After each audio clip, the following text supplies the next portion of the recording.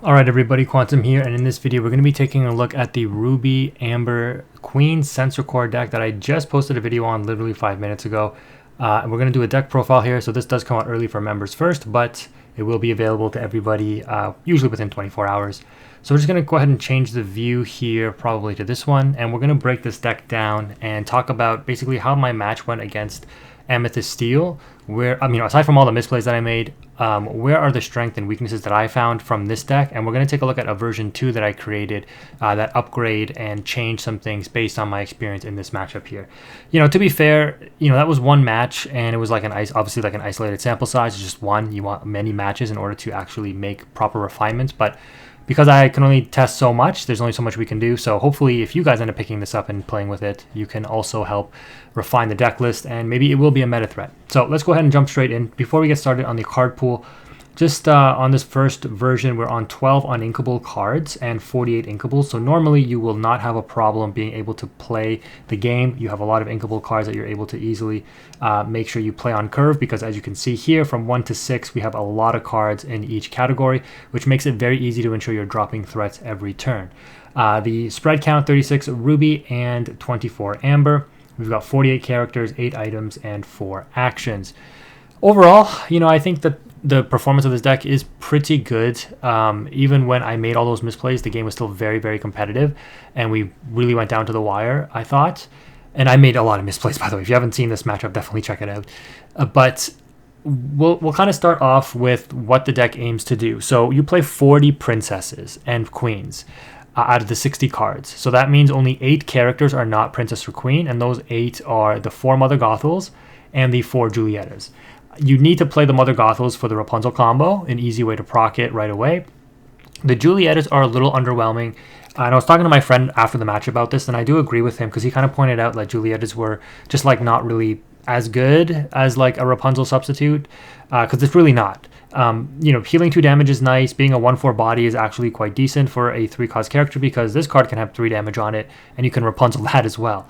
The issue is this card is like a Maleficent, and Maleficent is not a card draw engine. Well, I mean, it kind of is with the bounce packages of the Mim cards and Amethyst, but this card in and of itself just comes down, it draws you 1 card, so it replaces itself. It's not a card draw engine. So prioritizing this as like a way to draw cards is actually a mistake in the mindset of how you approach this deck, in my opinion. And I went into this match thinking like Rapunzel, Julietta, and the Sensor Core are my card draw engines, as well as the Queen of Hearts, Sensing Weakness. And that was a wrong mindset. So you saw me in this match prioritize playing out the Julietta when I really should not have. So that's the first thing I would say. What's nice, though, is, again, 40 princess or queens means that 66% of the time, statistically, 2 out of the 3 times you activate the Sensor Core's second ability of paying 2 ink and exerting it to reveal the top card of your deck, you will get that card to your hand, which means that this is a card advantage engine for you. For the decks that don't have any item removal or are very limited in their item removal options, this card is going to put in a lot of work, because it's going to be gaining you lore and potentially generating you card advantage, which is huge. So that's kind of the concept of the deck. You want to generate card advantage, you want to gain passive lore, and then you just want to put pressure on board, similar to what you do in Ruby Amber Mufasa, by just constantly playing out threats on curve every turn, questing, dealing with the opponent's board, that kind of thing. And it seems to have worked decently effectively again in this match, despite, again, all of my misplays. Going into the character count, though, we've got 4 Queen and 4 Mulan. So these are ideal shift targets, obviously, for the bigger Queen, Commanding Presence, and Mulan, Elite Archer. You've got 4 Mother Gothel, again, for the Rapunzel proc combo. You've got 4 Queen of Hearts, which I think, I put this in there because I also play the Ruby Chromacon item here as a 1-drop. Just putting this down on 1, especially on the draw, and then dropping a queen. I forget what the small queen's subtitle is. Impulsive Ruler, that's right. So you drop the Queen Impulsive Ruler, you exert this, you give the Queen Impulsive Ruler +1 strength. So now it's a 3/2 body that comes down on 2 that has rush. It will take out everything in the game except for the new Daisy Duck in Amber. So by that kind of concept, you have a lot of different potential lines of play that you can set up based on how your mulligan goes, based on if you're on the play or on the draw. And that versatility and the fact that Ruby Chromacon can work with anything, right? Because Mulan becomes a 3/3, Mother Gothel becomes a 4/4 for 2. That's crazy. This Moana becomes a 4/4, which is crazy for 3. That quest for 2. That's like a supremely overstated body. The underwhelming Mulan with Rush becomes a 5/3, which, I'll comment on this card a little bit later. So you get a decent amount of value off of the Ruby Chromacon. Unfortunately, in my match, despite going through a good chunk of my deck, I didn't actually see a single one of the 4 copies in there. But in theory, you have a lot of different lines of play early game, depending on what your opponent plays, depending on what matchup you're on, depending on if you're on the play or the draw, to get a decent curve out, right? Shifting Queen on 2 is still very strong. Setting up a potential Mulan shift. Not that you'd really want to play this on 1 unless you can proc the heal for the draw, but setting this up on turn 4 for a turn 5 Mulan can just absolutely decimate the board, and I actually do that in this matchup. So there are a number of really key interactions that you can implement with this deck that are just really explosive and huge tempo swings. Rapunzel draw, Queen shift, Mulan shift, sensing weakness coming down and proccing, Moana, Rapunzel, Julieta, Queen of Hearts, Mother Gothel, any of these high willpower characters or rush characters for additional card draw. There's a lot that you can get going with this deck, and all the meanwhile you're gaining passive lore with the Queen Sensor Core. So that is the concept of the deck here, right? I keep going over that, but it is pretty effective in theory. The 3-cost Moana, I wanted to test this out because just having a decently statted body on 3 in addition to the Julieta seemed like it was an interesting concept, and I think this card did overperform when I played it. The issue was playing 4 copies. I drew 3 of them in my opening couple of turns, and it really bricked my hand, unfortunately, despite only playing 12 uninkables. And it forced me into making some bad decisions. Not forced me, but I definitely made some bad decisions because I was just I have 3 uninkable Moanas. I didn't really expect to draw 3 of my, 4 uninkable Moanas in my first 4 turns. And it just made me make some really bad decisions. So I kind of forced it upon myself. So I opted to cut this in version 2, but I do think this card is very good. I think you probably could run 3 of this and get away with it. The reason why I'd say you might want to cut this on 3 because, you have the Julieta, you have the Moana, and you have Brawl potentially to play on 3 again, depending on the situation. But if you cut this Moana, you could opt to play the 3-cost 2/3 Mulan in Amber that has support, that quest for 2 as well. Much more underwhelming in terms of stats because, Mim Fox takes it out for free. But it is another shift target for Mulan, and it does have support when comboed with the Ruby Chromacon. Could actually be quite significant, right? Because say you boost up that Mulan to a 3/3 body, you take out a threat, or you quest with it, you give the support to something else, right? It gets 3 strength or whatever. It can just snowball a little bit. Maybe not, right? Because you have to quest, so you don't really gain the strength off of giving. Yeah, never mind. But it's just another way to gain strength, right? So you can Ruby Chromacon, the Queen of Hearts, quest with the Mulan, give that 2 strength to Queen of Hearts. Now she's a 5/2 bot that comes down on 2, let's say, right? So I guess there's, different interactions that you can run there.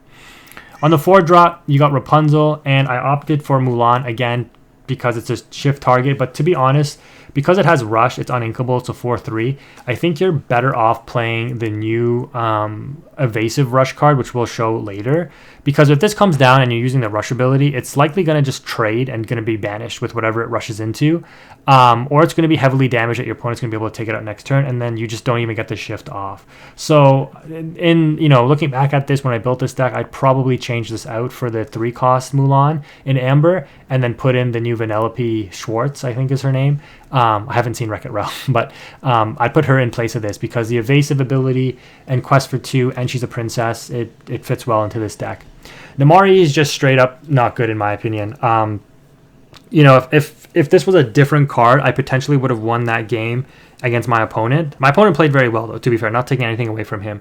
But I think that this card being uninkable, drawing it when I did, and just having an ability that's very slow and very easy for this card to be taken out, just works against you a lot of the time. So yeah, I would definitely cut this. The Queen is really good. The Queen of Hearts, I think, still has potentially play in this deck as well, considering that you have a number of high willpower characters that could potentially survive. So you just drop this as a surprise, and then whatever you have on board you just use to challenge. Whatever gets challenged likely doesn't get banished, so you just end with a bunch of damage on your cards, and then that opens up the door for Rapunzel or Julieta next turn because your opponent's unlikely to out a number of different cards, and you draw cards for every time you with this on the board that you challenge into an opponent's threat. The Lady Tremaine is interesting. I think it can work in this deck because you are playing the Mulan, and so if you like shift Mulan or just drop the Mulan and are able to proc the ability to wipe out a board, whatever the follow-up plays are, if you're able to drop Lady Tremaine on the follow-up play, it's kind of like following up with Lady Tremaine on a Be Prepared. Less powerful and less likely, less impactful, because obviously like getting the shift off is very conditional to get this Mulan to proc properly, but if you do get it, it's very powerful. For that reason, I don't think, because it's more of a situational kind of card to be actually really useful, Lady Tremaine fits in this deck. So I would opt to cut this, and I'll show you guys what I opted to go for it with the version 2 in just a bit. The Brawls, I think, are just a staple 4 of in every Ruby deck and will continue to be a staple for some time to come. I think Teeth and Ambitions comes back into the format. I actually picked up my 4th World copy today as of me making this video. But I do think Brawl is still very good. I keep saying it, it's the best Ruby card that we got out of Ursula's return, because every Ruby deck you see, are you not seeing Brawl at 4 in every single one of those decks, right? So I mean, I think it's pretty apparent. I called it when I first saw it. Because I was saying this in set 3. I was like, we need a card to banish like low strength characters. Like Ursula Deceiver of All was a big problem, and obviously now Diablo and stuff. So like this card was really needed. But unfortunately, this card is just like sometimes too good to a certain extent. But I don't know. I think it's still fairly balanced for the most part, but sometimes it can seem very good. And then, like I said, the items, Ruby Chromacon. I do like this card, but I think its application could be somewhat limited because, again, I mean, maybe not, because you do play some decent statted bodies, but because you have the Queen to like boost and modulate strength, reduce strength, increase strength, like this card does what it needs to do, I guess, maybe in the early game, and then the Queen only hits 2 things technically, right? Reduce 1, increase 1. So Ruby Chromacon to like shore up another character could be helpful. And then the nice thing about it is it just sticks on board, right? Like you play this, it just sticks on board. The downside is, if you're playing this, it's one less set of princesses or queens that you could play for the Sensor Core to proc.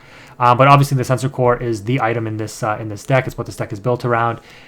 It is very powerful, I will say that. Like, I made all those misplays in that match, and this card just passively gaining me lore and stuff was like really, really strong.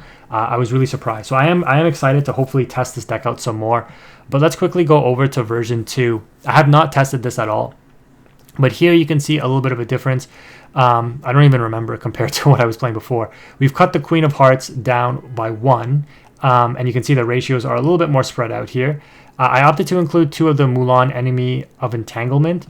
Again, most of the time it's just going to be ink, but if you have like a line where you would play this and then brawl something on turn 3, and then this gets +2 strength, so you could take out another threat, that might be a play. Again, it would require you to make a little bit of a read on your opponent, like, okay, they're setting up for like a Diablo play, so I'm going to be able to brawl that and then use this Mulan to take out what they exert next turn, that kind of thing, and maybe your opponent doesn't see it coming, or maybe it scares them into making a different line of play, which eases up the pressure on you, right? So there are little kind of interesting things you can do with this card, so that's why it's at 2. Again, it's another Mulan name, so it just increases the ability for you to shift.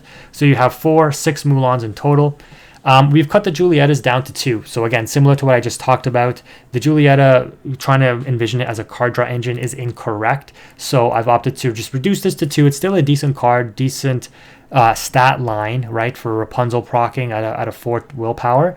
But you can see overall our character count has also dropped, which means our consistency of princesses has also dropped, and queens, right? Because now we run 4 Gothels and 2 Julietas, which now means we have 6 non-queen and princess characters. So 6 minus 42 is 36. So 36 by 60, we hit on Queen Sensor Core a little bit more than 50% of the time, right?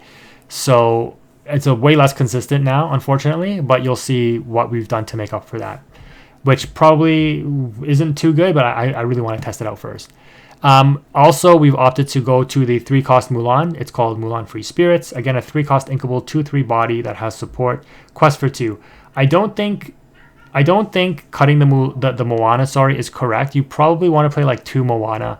But you can see here, I end up reducing the uninkable count down to 8 from 12. So you know, that one match really scarred me. But again, I probably am making a decision in a vacuum. So I think you have some versatility with options here. Of course, Rapunzel still at 4. And this is the new card that I opted to include. Vanellope von Schweetz, I guess is how you say it. Sorry if I mispronounced her name last time. But this card is interesting to me because it comes in, it has Rush, which is nice. It's a 3/3 body, and it has Evasive until the start of your next turn. So what this means is if this comes down, you rush into something, you can take out an evasive threat, which is nice. And then during your opponent's turn, it's going to have evasive as well. So your opponent won't be able to challenge into it unless they have another evasive character. And then at the start of your turn, she readies back up. So she likely survives your opponent's turn unless they commit a resource into it. And then she's able to quest for 2. And maybe you're able to heal this up with like a Rapunzel if it survived, right? So it's a draw 2, let's say, even. Or a Julieta, right, to get the 2 damage off of it and draw 1. So like there are certain lines where this card can be good. And then what's even nicer is if you're on the Chromacons or on the Queens, these cards get boosted up even more. So their rush ability has even more impact. So between the Vanellope and the Queen of Hearts, you have a total of 6 rush characters that can potentially be strength modulated and influence the game quite heavily. Of course, you're still on the 4 Queens, the 4 Sensory Weakness, and the 4 Mulan Elite Archer, which now you have 10 Mulan Shift targets to play, which, you know, if this ability procs, again, if you watch that match, you saw it proc and it clear a board more or less. It can be very powerful.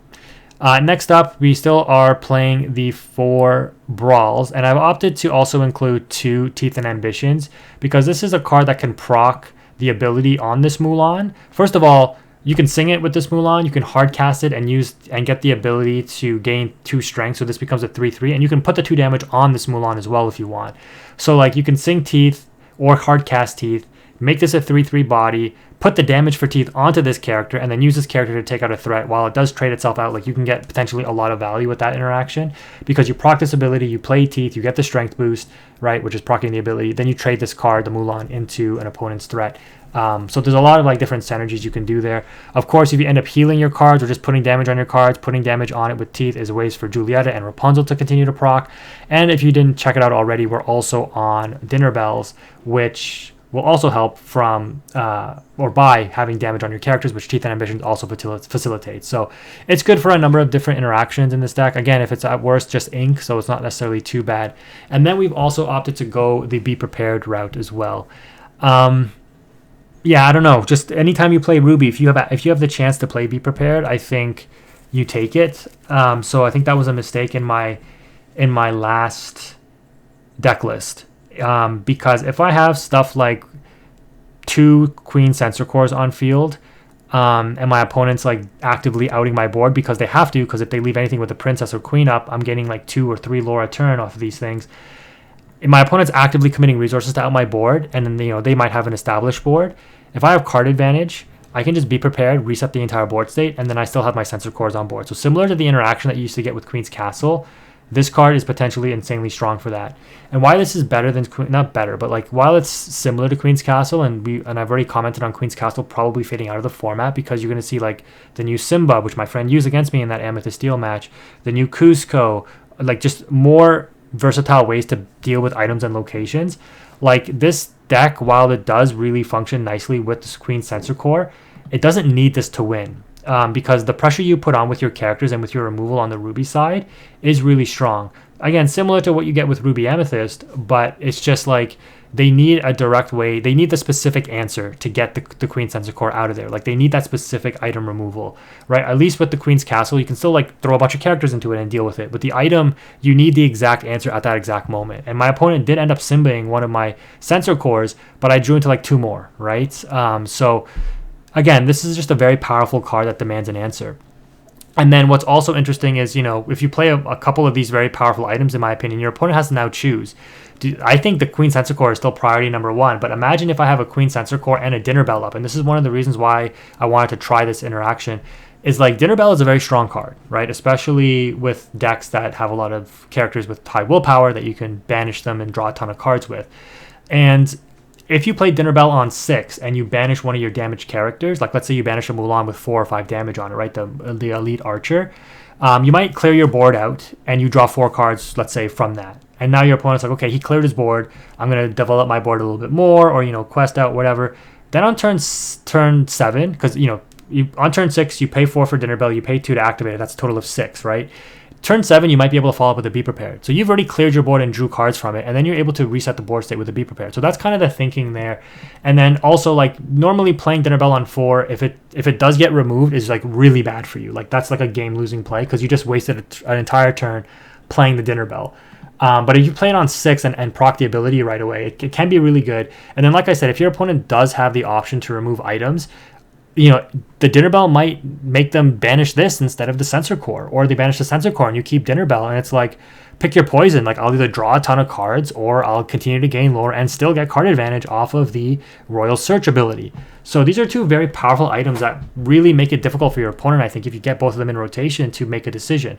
And again, if you watch that gameplay, this deck can hold its own. Like, it can deal with the opponent's boards. You're not just like, oh, I'm in La La Land thinking that I'm going to get all of my combos. I was like, no, these are actual interactions because you're able to use characters to deal with the opponent's board and still set up your items, right? And still generate card advantage. So this setup, I think in theory, should work. I got to test this version, but I do think that this version is potentially better. And then we've just reduced the Chromacons down to 3 instead of 4, even though I didn't see one in the last match. Like, I think 4 is probably overkill, but again, at worst, it's just ink. But most of the time, just throwing it on board as a 1-cost item that gets +1 strength every turn seems pretty good to me. But anyways, guys, that's going to do it for the deck profile. If you enjoyed this breakdown, let me know what you think, and hopefully some more matches will come soon. Thank you again for watching. Quantum is out.